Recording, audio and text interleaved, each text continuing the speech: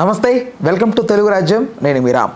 భయ్యా సన్నీ యాదవ్ ఈ పేరు ఆల్మోస్ట్ అందరికీ తెలిసి ఉంటుంది. ఒక ఫేమస్ యూట్యూబర్ ఇతను ఈ మధ్యకాలంలో పాకిస్తాన్ వెళ్ళి రావడం జరిగింది. దాని తాలూకు వీడియోలు బయటపెట్టడం ద్వారా గతంలో జ్యోతి మల్హోత్రా అనే ఒక యూట్యూబర్ ఇలానే చేస్తూ ఇండియాకి పాకిస్తాన్కి ఉన్నటువంటి ఈ సంబంధాల గురించి కానీ ఇక్కడ ఉన్నటువంటి ఏవైతే కొన్ని సమాచారాన్ని అందుకు కూడా పాకిస్తాన్ వాళ్ళకి చేరవేయడం జరిగింది. దాన్ని ఉద్దేశించి ఇతను కూడా ఏమన్నా దేశద్రోహ అన్న కోణంలో ఎన్ఐఏ ఇతని ఇంత విచారణ అయితే చేపట్టింది. ఓవరాల్గా అంశం గురించి చర్చించడానికి సినీ మరియు రాజకీయ విశ్లేషకులు దాస్ విజ్ఞాన్ గారు ఉన్నారు. ఆయనతో మాట్లాడదాం. నమస్తే. సో భయ్యా సన్నీ యాదవ్కి సంబంధించి ఇట్లా ఎన్ఐఏ బాగా తీవ్రంగా అతన్ని విచారిస్తుందంటే మోస్ట్ ఆఫ్ ది ఏ కోణంలో విచారించే అవకాశం ఉంది? అసలు భయ్యా సన్నీ యాదవ్కి సంబంధించి ఎలాంటి బయటకు వచ్చే అవకాశం ఉంది? ఫస్ట్ ఆఫ్ ఆల్, ఏ కేసులో ఎవరు అరెస్ట్ అయినా సరే పోలీసులు, డీసీపీఓ, ఏసీపీఓ ఎవరైనా సరే ప్రెస్ మీట్ పెట్టి ఇది జరిగింది అని చెప్పేంతవరకు ఆ కేసు గురించి మాట్లాడే హక్కు ఎవరికీ లేదు, ఇంక్లూడింగ్ మీడియా ఛానల్స్. ఎవరికైనా లేదు. ఎవరికంటే ఇంక్లూడింగ్ మీడియా అంటే అవును, మీడియా కొంచెం సపరేట్ కోణంలో తీసి బయట దానికి ఒక ఉత్సాహం ఉంటుంది. నీ ఉత్సాహాన్ని నువ్వు తట్టుకోవాలి. అంత అక్కర్లా. అది రెస్పాన్సిబుల్గా తీసుకొని ఎందుకు మాట్లాడకూడదు సార్? ఇప్పుడు ఏ రెస్పాన్సిబిలిటీగా తీసుకొని వాడిని అందులో ఇరికించాలా? ఇప్పుడు హేమ డ్రగ్స్ అన్నారు. హేమ డ్రగ్స్ తీసుకుందా? నెగిటివ్ వచ్చింది. పాజిటివ్ వచ్చినప్పుడు అంతమంది చెప్పారే, నెగిటివ్ వచ్చినప్పుడు ఎవరు చెప్పాడు?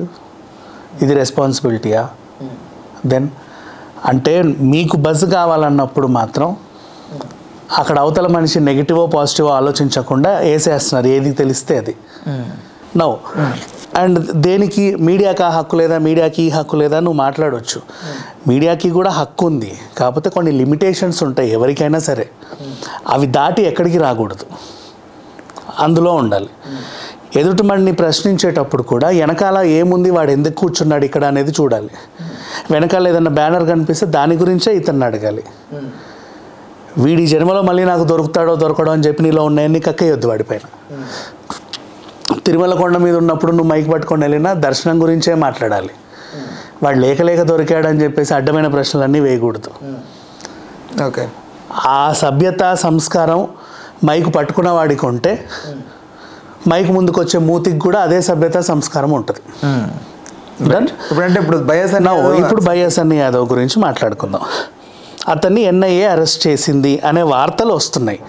ఇతన్ని నేను అరెస్ట్ చేశాను అని ఎన్ఐఏ ఇప్పటివరకు ఎలాంటి ప్రకటన విడుదల చేయలేదు. డన్, అంతే కదా. పోలీసులు అరెస్ట్ చేశారని మాత్రం తెలుసు, కానీ ఏ పోలీసులు అరెస్ట్ చేశారనేది కూడా ఎవరికీ తెలియదు ఇప్పటివరకు. అది కూడా వాస్తవం. పోనీ ఈ పోలీసులు అంటే అదుపులోకి తీసుకునే పోలీసులు వేరు, వాళ్ళు అప్పచెప్పే వాళ్ళు వేరు. అదుపులోకి తీసుకునే వాళ్ళు ఎక్కడ? ఎయిర్పోర్ట్లలో అదుపు తీసుకుంటారు. ఎందుకంటే వాళ్ళకి లుకౌట్ నోటీసులు ఉంటాయి కాబట్టి, ఇది ఈయన వస్తే పట్టుకోండి అని. వాళ్ళు అలా పట్టుకొని ఎవరికి అప్పచెప్పాలో వాళ్ళకి అప్పచెప్తారు. అతను ఎవరి చేతనైతే అప్పచెప్పించుకున్నాడో వాళ్ళు ఇప్పటి వరకు ఎలాంటి వార్తని బహిరంగంగా పెట్టాల.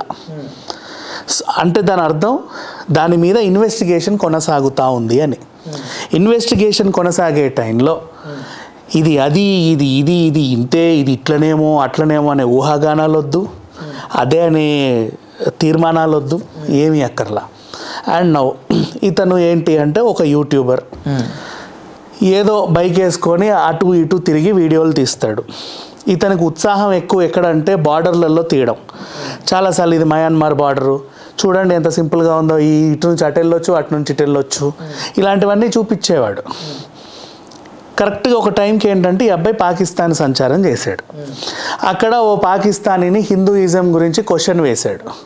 అదొక వీడియో ఉంది. పోనీ ఆ క్వశ్చన్ అడిగించుకున్నాడు ఎవడయ్యా అంటే ఇక్కడ మోస్ట్ వాంటెడ్ క్రిమినల్. నెక్స్ట్ అంటే అతను ఒక ఉగ్రవాది అనే ఒక ముద్ర పడిపోయిన వాడు. అంటే ఉగ్రవాద అనే ముద్ర ఉందో లేదో కూడా నాకు తెలియదు, కానీ మత విద్వేషాలు రెచ్చగొట్టే ఒక మనిషి అని మాత్రం ఉంది తన మీద.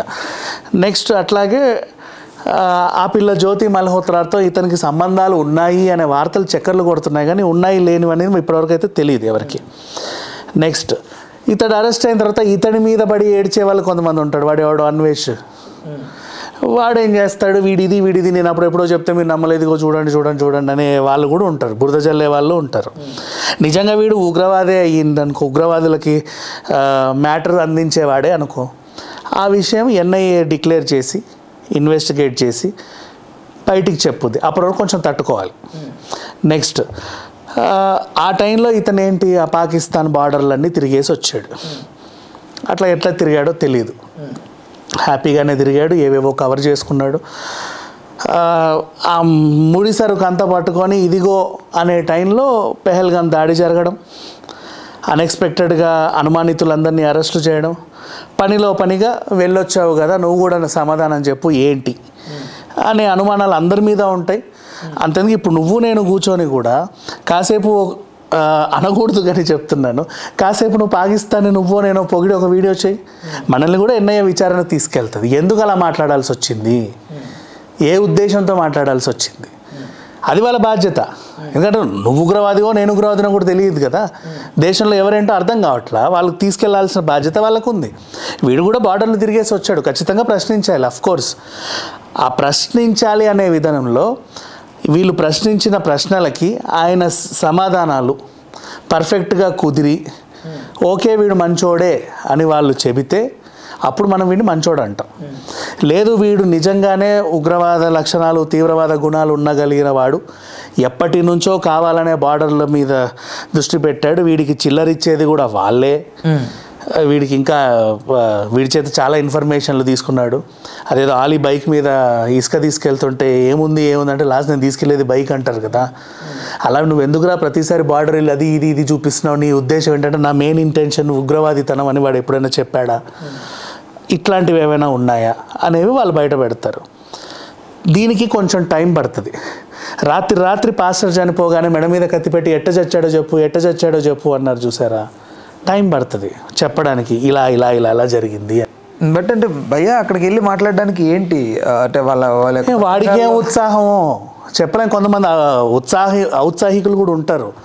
పాకిస్తాన్కి వెళ్ళి నేను ఒక సభలో పాల్గొన్నాను, అక్కడ పెద్ద మత విద్వేషాలు రెచ్చగొట్టే ఒక మతబోధకుడు ఉంటే వాడిని నేను డైరెక్ట్గా హిందూయిజం నుంచి క్వశ్చన్ వేసాను చెప్పుకుందాం అనుకున్నాడో, లేదా వీడు వాళ్ళలో కలిసిపోయాడు. పాజిటివ్ నెగిటివ్ రెండు మాట్లాడుకుందాం, కానీ ఇప్పుడున్న టైంలో పాజిటివ్ ఎంత మాట్లాడతారో నెగిటివ్ అంతే మాట్లాడండి, నెగిటివ్ ఎంత మాట్లాడినా పాజిటివ్ అంతే మాట్లాడండి, అంతే. వాడు ఉగ్రవాది తీవ్రవాది నీకు ఎవడూ చెప్పనంత వరకు అతన్ని టచ్ చేసి అతని పర్సనల్ లైఫ్ని తొక్కేసే ప్రయత్నం చేయడం పద్ధతి కాదు. బేసికలీ మన దగ్గర నుంచి దేశం దాటిన వాళ్ళు చాలామంది ఉన్నారు. ఓ పిల్లోడు శ్రీలంక వెళ్ళి వీడియోలు పెడతా ఉంటాడు అడవుల్లో తిరుగుతా, ఇంకొక ఆవిడ బ్యాంకాక్ వెళ్ళొద్ది. బట్ శత్రు దేశం కాదు కదా. నేను అదే చెప్తున్నా, శత్రు దేశమో మిత్ర దేశమో ఏమో, వాడు ఎప్పుడు యుద్ధానికి వస్తా కానీ నీకు తెలుసా, తెలియదుగా. ఎవడైనా సరే ఇంకోడు చైనా వెళ్తాడు, ఇంకోటి తైవాన్ వెళ్తాడు, ఇంకోటి ఎటో పోతాడు. ఎవడు శత్రువు ఎవడు మిత్రుని తెలియదు. పాకిస్తాన్ అంటే అవుట్ అండ్ అవుట్ ఫోకస్డ్ శత్రువు అది. బట్ అతని పాకిస్తాన్ టూర్ని ఎగ్జాక్ట్గా ఇండియా వర్సెస్ పాకిస్తాన్ యుద్ధం తర్వాత అది పెడితే క్యాష్ చేసుకోవచ్చు, యూట్యూబ్ ద్వారా 40-50 లక్షలు మనం వెనకేసుకోవచ్చు అన్న ఒక దురాలోచన వల్ల at the same one second ఇక్కడ అతనికి ఆలోచన ఉందని ఎవరు చెప్పారు? అర్థమవుతుంది కదా. ఎవరికి అర్థమైంది? ఫిబ్రవరిలో వెళ్ళిన వ్యక్తి. ఎవరికి అర్థమైంది? ఇప్పుడు నాకే అనుకుందాం. ఎందుకు అలా అర్థం చేసుకోవాలి? ఎందుకు చేసుకోకూడదు? ఎందుకు చేసుకోవాలి అనే దానికి ఆన్సర్ ఉంటే చేసుకోకూడదు అనేది నేను ఇప్పుడు ఒకటి సింక్ అవుతుంది. ఏం సింక్ అవుతుంది? నేను ఒకటి చెప్తా. సో మీకు నెగిటివే సింక్ అవుతుంది. వాడేదో ఉత్సాహం కోసం వెళ్ళాడు, తర్వాత వచ్చాడు. ఇప్పుడు బెట్టింగ్ యాప్ అనే ఒక మహమ్మారిని తీసుకొచ్చి జనాల మీద రుద్ది కొన్ని లక్షల రూపాయలు కోట్ల రూపాయలు వెనకేసిన భయ్యా సన్నీ యాదవ్ మీద అలాంటి ఒక వన్ సెకండ్ భయ్యా సన్నీ యాదవ్ బెట్టింగ్ యాప్ మళ్ళీ ఇదంతా తీయొద్దు. మైండ్ సెట్ గురించి మళ్ళీ అక్కడికే వస్తున్నా. వాడు సొంత సబ్స్క్రైబర్లని మిస్లీడ్ చేయాలనో వాళ్ళందరూ ఆత్మహత్యలు చేసుకోవాలనో బెట్టింగ్ యాప్ని ప్రమోట్ చేయాల, వాళ్ళ డబ్బులు దొబ్బేయడానికి కూడా కాదు. ఊరందరూ బెట్టింగ్ యాప్ని ప్రమోట్ చేశారు కాబట్టి నేను కూడా చేస్తే తప్పు లేదేమో. అంత పెద్ద సెలబ్రిటీలు చేసినప్పుడు నేను వాళ్ళ సరసన చేరిన ఉత్సాహంతో చేస్తారే కానీ వీళ్ళందరినీ చంపుదామన్న ఉగ్రవాద లక్షణాలతో చేయరు. చచ్చిపోతారని తెలియదా కనీసం? ఎలా తెలుస్తుంది? అంటే ఈ బెట్టింగ్ యాప్ వల్లనే ఎందుకు చావాలి? ఇంత పెద్ద యూట్యూబర్ లక్షలాది మంది సబ్స్క్రైబర్లు సంపాదించిన యూట్యూబర్కి ఆ కామన్ సెన్స్ అనేది లేదు అని. ఎక్కడ కామన్ సెన్స్ మా? బెట్టింగ్ ఆడేవాడు నువ్వు చెబితేనే ఆడుతున్నాడా? బెట్టింగ్ ఆడేవాడు ఎక్కడైనా ఆడతాడు.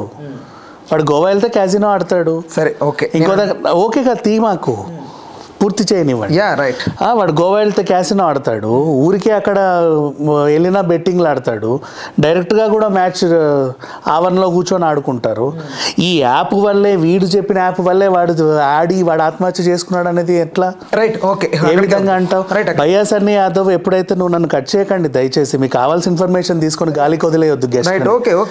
ఓకేనా?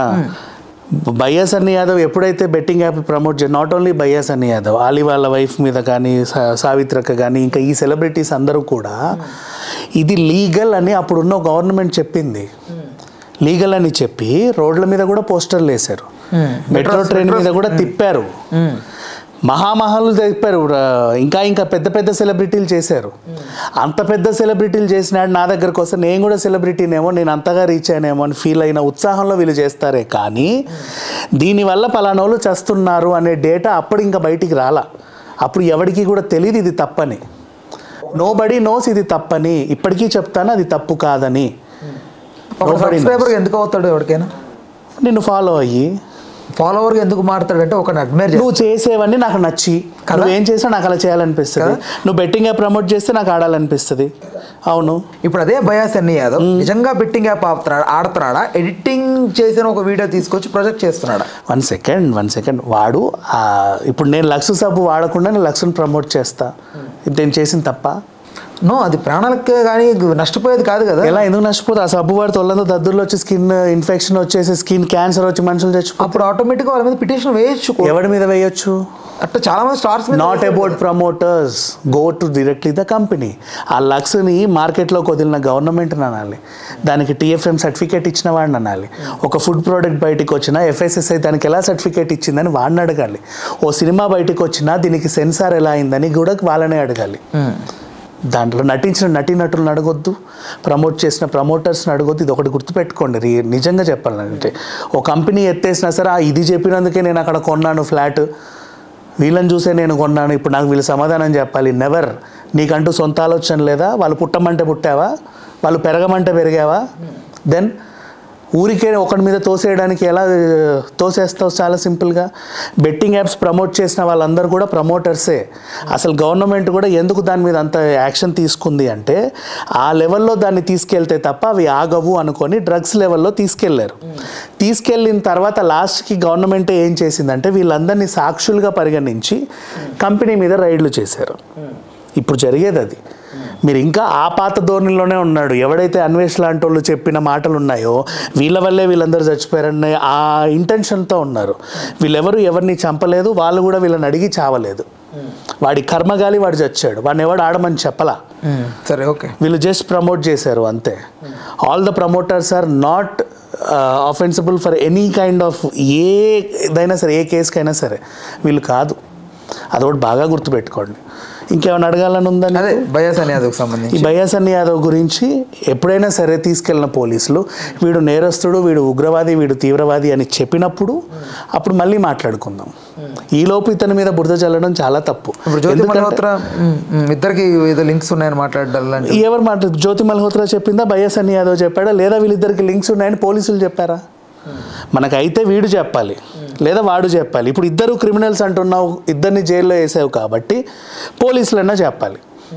ఈ మూడు కాకుండా ఎక్కడి నుంచి వచ్చింది నీకు ఇన్ఫర్మేషన్? సేమ్ టైం ఇద్దరు ఒకే టైంలో ఇలా యూట్యూబర్స్ అయ్యి ఉండి ఒకే టైంలో ఇలా యూట్యూబ్ వీడియోస్ పెడుతూ ఒకే టైంలో ఇలా పాకిస్తాన్కి ఇద్దరు తరచూ అంటే దాని మీద వీడియోలు చేయడం, దీని గురించి వాళ్ళతో మత పెద్దలతో మాట్లాడుతున్నటువంటి బయటికి రావడం, వాళ్ళతో క్లోజ్గా ఉన్నటువంటి పిక్చర్స్ రావడం, ఇవన్నీ సింక్ అయినప్పుడు ఆటోమేటిక్గా అనుకుంటారు కదా. ఎందుకు అనుకోవాలి అని అడుగుతున్నామా? నువ్వు గుంటూరులో చచ్చి నేను హైదరాబాద్లో చేస్తే నీ చావుకు నా చావుకి లింక్ పెట్టేసి NIA కంటగడితే ఏం చేస్తావు? సంబంధం లేకుండా చెప్పు. రైట్. ఎందుకు అనుకుంటారు కదా అన్నావు కదా, ఎవడు అనుకుంటాడు? ఎందుకు అనుకుంటారు? మీరు అందరూ ఎందుకు అనుకోవాలి? వాళ్ళ గురించి వీళ్ళ గురించి మీ అభిప్రాయం ఎవరికి కావాలి? ఎందుకు ఆలోచిస్తున్నారు అంత? సంఘ సంస్కర్త ఏమన్నా? వాడిని సంఘ సంస్కర్త అని నేను అనట్లేదు, వాడిని ఇంకెవడని కూడా నేను అనట్లేదే. పాజిటివ్గా ఆలోచించాలండి. పాజిటివ్గా కూడా ఆలోచించమని నేను చెప్పట్లేదు కదమ్మా. నెగిటివ్గా ఆలోచించొద్దు అంటే పాజిటివ్గా ఆలోచించమని దాని అర్థం కాదు. అసలు ఆలోచించడం మానేయండి అని. ఎందుకు ఆలోచించాలి అని అవసరం ఏంటి? దేశానికి సంబంధించిన ఏం ఇన్ఫర్మేషన్ ఉంది వాడి దగ్గర నీకు ఇవ్వాల్సింది? ఇప్పుడు అమ్మాయి ఎన్నో అసలు ఏ టైంకి ఏ ట్రైన్కి లాంచ్ చేయడానికి ఏ ట్రైన్ వస్తున్నాడు అవన్నీ కూడా పోలీసులు మొన్న చెప్పారుగా. దానికి తగ్గట్టు ఆ పిల్ల మీదను వీడి గురించి కూడా పోలీసులు చెప్తారు, అప్పుడు మాట్లాడుకోండి. రైట్. చెప్పకుండా ఊరికే ఎగ్జంప్షన్స్ వేసుకొని తర్వాత వాడు ఏదో మంచోడైనా ఒకవేళ తెలిసిందే అనుకుందాం ఫర్ ఎగ్జాంపుల్, అప్పుడు ఏం చేస్తావు? వాడిని నువ్వేమన్నా అరుస్తావా, తీరుస్తావా? దెన్ ఇప్పుడు నువ్వు సుఖపడ్డావుగా, మరి ఇంకేంటి? రైట్. ఓకే, దీనికి సంబంధించి మరింత ఇన్ఫర్మేషన్ వచ్చినప్పుడు మరొక వీడియో అప్పుడు వచ్చినప్పుడు ఖచ్చితంగా మాట్లాడదాం. వాడు నిజంగా ఉగ్రవాది అయితే ఇక్కడే కూర్చొని తిట్టుకుందాం, రైట్, ఎగిరెగిరి పడదాం, తప్పేం లేదు, మొత్తం కట్టలు తెంచుకుందాం. రైట్. ఓకే, రైట్ అన్న, thanks for the tip, thanks for information. Hello, Telugu రాజ్యం ఛానల్ చూస్తున్నారా? సామాజిక రాజకీయ జీవన చిత్రణే తెలుగు రాజ్యం. అతిశయోక్తులు అసత్యాలు ఉండవు. రాజకీయ కోణం కాదు, ప్రజా కోణమే కొలబద్ద. తెలుగు రాజ్యం వీక్షణ మీ ఉత్తమ అభిరుచికి నిదర్శనం.